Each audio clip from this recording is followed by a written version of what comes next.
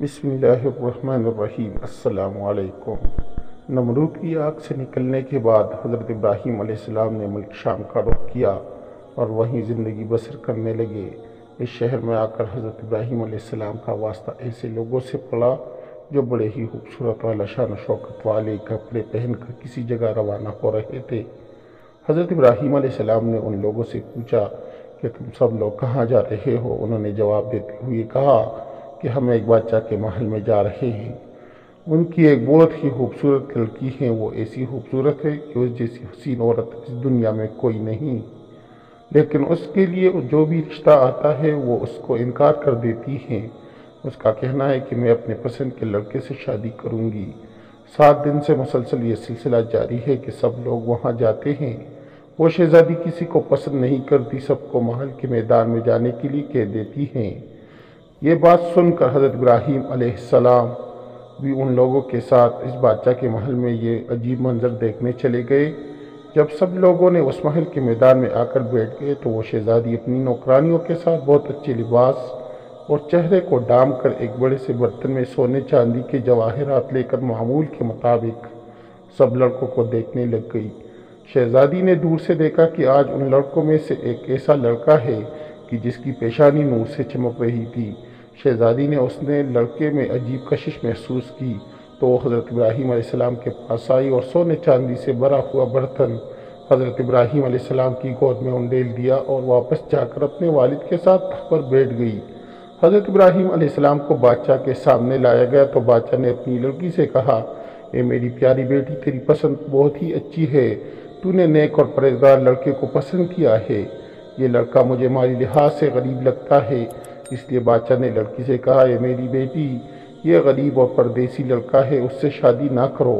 وہاں جو لوگ بیٹھے ہوئے تھے انہوں نے بادشاہ کی بیٹی سے حضرت ابراہیم علیہ السلام کی شادی کرنے کے لیے ہاں کروا دی۔ شادی کا سارا خرچہ بادشاہ نے دونوں طرف سے خود کیا۔ بادشاہ کی لڑکی کی شادی کا چرچا سارے شہر میں ہو گیا تھا۔ ناظرین گرامی، اس شہزادی کا نام حضرت سارہ سلام اللہ علیہا تھا، لیکن بعض روایات یہ بھی ذکر کی گئی ہے کہ حضرت سارہ کی والدہ حضرت ابراہیم علیہ السلام کی خالہ تھی۔ کچھ روایات میں یہ بیان کیا گیا ہے کہ سارہ اور اماں حوا ایسی خواتین تھیں جو کہ انتہا کی حسین و جمیل تھیں۔ حضرت ابراہیم علیہ السلام کی شادی کو بھی چند دن ہی گزرے تھے کہ آپ علیہ السلام ملک مصر کی طرف ہجرت کی۔ مصر میں اس وقت قبطیوں کی حکومت تھی اور یاد رہے کہ قبطیوں کی ہر بادشاہ کو فرعون کے لقب سے پکارا جاتا تھا۔ کچھ لوگ سمجھتے ہیں کہ فرعون خاص اس بادشاہ کا نام تھا جو حضرت موسیٰ علیہ السلام کے زمانے میں تھا، جبکہ فرعون کسی بھی بادشاہ کا نام تاریخ میں نہیں رہا۔ فرعون ایک لقب ہے جو قبطیوں کے تمام بادشاہوں کے لیے بولا جاتا تھا۔ اس وقت عمر بن امرۃ القیس وہاں کا فرعون بادشاہ تھا۔ سفر پر جاتے ہوئے لوگوں نے حضرت ابراہیم علیہ السلام کو کہا، اے ابراہیم علیہ السلام، اپنی بیوی کو ساتھ لے کر نہ جاؤ، مصر کا بادشاہ عورتوں کا بہت شوقین ہے، وہ عورتوں کو اپنی ہوس کا شکار بنا لیتا ہے۔ اس نے خوبصورت لڑکیاں اپنے سامنے پیش کرنے کے لیے آدمی رکھے ہوئے ہیں جو شہر سے لڑکیاں اس کے پاس لے کر جاتے ہیں۔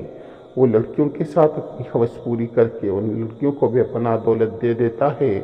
جب بھی کوئی نیا مسافر کسی عورت کے ساتھ مصر میں داخل ہوتا ہے تو اس مصر کے فرعون کے فوجی اس عورت کو گرفتار کر کے سب سے پہلے بادشاہ کے پاس لے جاتے ہیں اور وہ فرعون اس عورت کو کچھ رات اپنے پاس رکھ کر پھر چھوڑ دیتا ہے۔ ناظرین گرامی، یہ یاد رہے کہ فرعون کے تمام بادشاہوں کو فرعون کے لقب سے پکارا جاتا تھا۔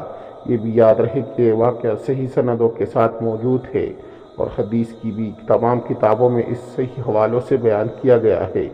لوگوں کی بات کو سن کر حضرت ابراہیم علیہ السلام کے دل میں یہ بات آئی کہ میں تو کافی بوڑھا ہو گیا ہوں اور سارا بے حد حسین و جمیل ہے، ایسا نہ ہو کہ جو یہ لوگ کہہ رہے ہیں وہ سچ نہ ہو جائے۔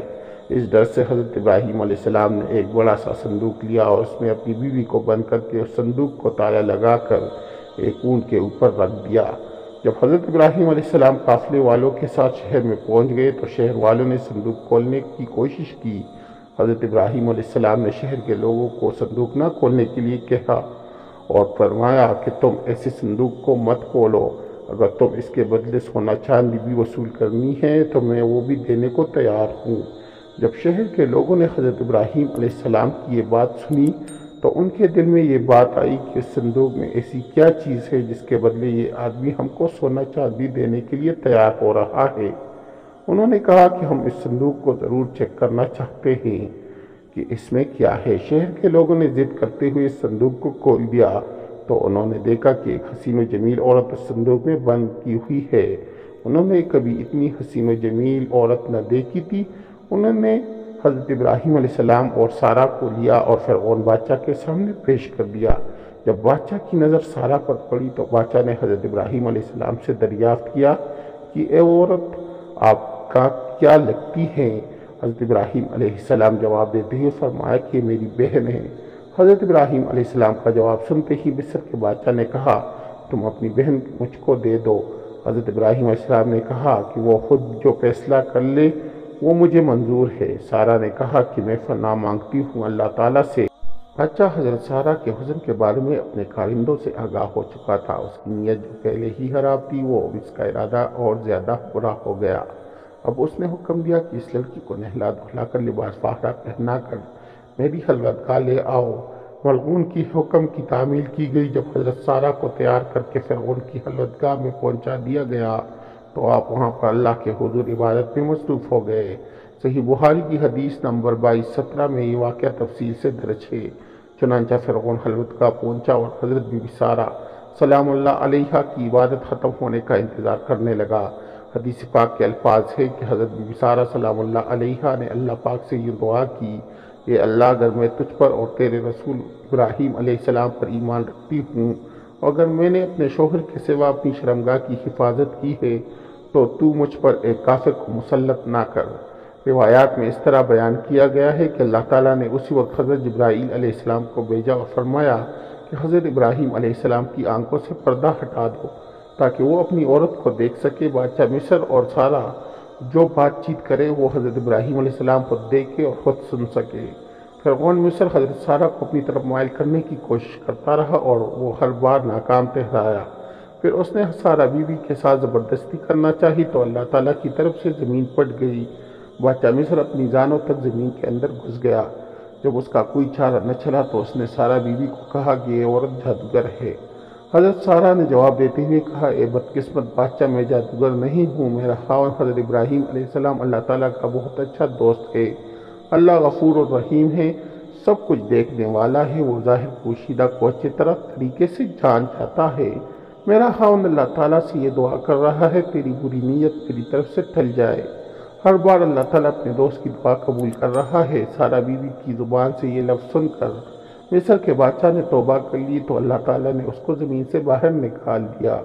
جب وہ زمین سے باہر نکل آیا تو پھر اس کی نیت خراب ہوئی تو اس نے حضرت سارہ کو بد نظر سے دیکھا تو اللہ تعالیٰ نے حکم سے اس کی نظر جاتی رہی۔ جب وہ آنکھوں سے نابینا ہو گیا تو اس نے سارہ سے کہا، اے بیوی، میرے لیے اللہ تعالیٰ سے دعا کرو کہ میں ہمیشہ کے لیے اس بدکاری سے بچ جاؤں۔ حضرت سارہ نے بادشاہ مصر کے لیے اللہ تعالیٰ سے دعا کی، اے اللہ، اس زانی شخص کو سیدھا راستہ دکھا دے۔ اللہ تعالیٰ نے حضرت سارہ بیوی کو دعا قبول کرتے ہوئے اس کی آنکھوں کی بینائی واپس لوٹا دی۔ جب اس کی آنکھیں ٹھیک ہو گئی تو اس نے ایک بار پھر حضرت سارہ کی طرف بدکاری کرنے کی کوشش کی تو اس بار اس کا سارا جسم ایک جگہ پر رک گیا۔ اس نے پھر حضرت بیوی سارہ سے دعا کی درخواست کی تو سارہ نے جواب دیتے ہوئے کہا، اے بدقسمت، تو اپنی حرکتوں سے باز نہیں آ رہا، یہ سب دعا میرا خاوند کر رہا ہے، اب اس کی مرضی ہے کہ وہ تیرے لیے دعا کرتا ہے یا نہیں کرتا۔ مصر کے بادشاہ نے حکم دیا کہ حضرت ابراہیم علیہ السلام کو میرے سامنے لاؤ۔ حضرت ابراہیم علیہ السلام کو مصر کے بادشاہ کے سامنے لایا گیا۔ ملعون نے حضرت ابراہیم علیہ السلام کو کہا، اے ابراہیم علیہ السلام، میرے لیے دعا کرو، میں بہت ہی بے شرم انسان ہوں، میں نے تیرے ساتھ بھی بہت برا کیا ہے۔ حضرت ابراہیم علیہ السلام نے فرمایا، یہ سب کچھ میرا خدا کر رہا ہے جو بڑا ہی رحیم اور کریم ہے۔ بادشاہ نے اپنی بیٹی حسین و جمیل سارہ کے سامنے پیش کر دی اور کہا، اے اللہ کے نیک بندی، میں تم کو بی بی ہاجرہ شکرانے کے طور پر بطور ہدیہ پیش کرتا ہوں۔ جو گناہ مجھ سے ہوا ہے تو مجھ سے اللہ کے واسطے معاف کر دیجیے۔ روایات میں ہے کہ حضرت ابراہیم علیہ السلام نے سارہ اور ہاجرہ کو ساتھ لے کر کنعان کی طرف تشریف لے گئے۔ حضرت سارہ راستے میں حضرت ابراہیم علیہ السلام کو سب گزرا ہوا وقت بتانے لگی۔ تو حضرت ابراہیم علیہ السلام نے فرمایا اے سارہ تم بے فکر رہو، اللہ تعالیٰ نے میری آنکھوں سے پردہ عیب کو دور کر دیا تھا، میں آپ اور مصر کے بادشاہ کی ہر بات کو سن سکتا اور آپ دونوں کو دیکھ رہا تھا، تم کو کسی بات کو بتانے کی ضرورت نہیں ہے۔ روایات میں ہے کہ اس کے بعد حضرت سارہ نے حضرت ہاجرہ کی شادی حضرت ابراہیم علیہ السلام کے ساتھ کر دی۔ مصر سے آئے ہوئے 10 سال گزر گئے تھے کہ اللہ تعالیٰ نے سارہ اور حضرت ابراہیم علیہ السلام کو ابھی تک اولاد کی نعمت سے مالا مال نہیں کیا تھا، یہاں تک کہ اللہ تعالیٰ نے حضرت ابراہیم علیہ السلام کو اولاد عطا کرنے کا وعدہ کیا ہوا تھا۔ سارہ نے حضرت ابراہیم علیہ السلام کو کہا اے ابراہیم علیہ السلام، مجھ کو کوئی امید نظر نہیں آتی ہے کہ اللہ تعالیٰ مجھ کو اولاد دے گا۔ روایات میں ہے کہ حضرت ابراہیم علیہ السلام کی ہاجرہ کے ساتھ شادی کے 1 سال بعد ہی اللہ تعالیٰ نے حضرت ہاجرہ کے بطن سے حضرت اسماعیل علیہ السلام کو پیدا کیا۔ جب حضرت ابراہیم علیہ السلام کی عمر 100 سال اور حضرت سارہ کی عمر 90 سال کو پہنچی تو اللہ تعالیٰ نے حضرت سارہ کو بھی ایک بیٹے کی نعمت سے نواز دیا تھا جس کا نام اسحاق علیہ السلام رکھا تھا، جس کا ذکر قرآن پاک میں اس طرح سے بیان کیا گیا ہے، ہم نے سارہ کو اسحاق دی اور اس کے بعد یعقوب کی خوشخبری دی۔ سارہ نے کہا او میرے خدا، میرے گھر کیا ہوگا، میں اور میرا شوہر تو بوڑھے ہو چکے ہیں، یہ تو بڑی ہی عجیب بات ہے۔ انہوں نے کہا کہ تم اللہ کی قدرت کو تعجب کرتی ہو، اے اہل بیت تم پر اس کی برکتیں اور رحمتیں ہیں۔ روایات میں ہے کہ جب حضرت اسحاق کی ولادت ہوئی تو حضرت اسماعیل علیہ السلام کی عمر تقریباً 13 یا 14 سال کی ہوگی۔ کچھ روایات میں ہے حضرت ابراہیم علیہ السلام کی ان شادیوں کے علاوہ 2 اور شادیوں کا ذکر بھی کیا جاتا ہے۔ حضرت ابراہیم علیہ السلام کی 4 بیویاں تھیں۔ روایات میں ہے کہ حضرت سارہ کا جب وصال ہو گیا تو حضرت ابراہیم علیہ السلام نے تیسری شادی کر لی تھی۔ تیسری بیوی کا نام کنتوارا تھا۔ اس بیوی سے حضرت ابراہیم علیہ السلام کو اللہ تعالیٰ نے 6 لڑکوں سے نوازا تھا۔ اس کے بعد حضرت ابراہیم علیہ السلام کی نکاح میں ایک اور عورت بھی آئی جس کا نام ہجورہ تھا۔ روایات میں ہے کہ اس عورت کے بطن سے اللہ تعالیٰ نے حضرت ابراہیم علیہ السلام کو 7 بیٹوں کی خوشی سے مالا مال کیا تھا۔ معزز دوستو، اگر آپ لوگوں کو میری ویڈیو اچھی لگی ہو تو میرے چینل کو سبسکرائب کریں، اس ویڈیو کو لائک کریں اور دوستوں کے ساتھ شیئر کریں۔ آپ لوگوں کا بہت شکریہ۔ والسلام۔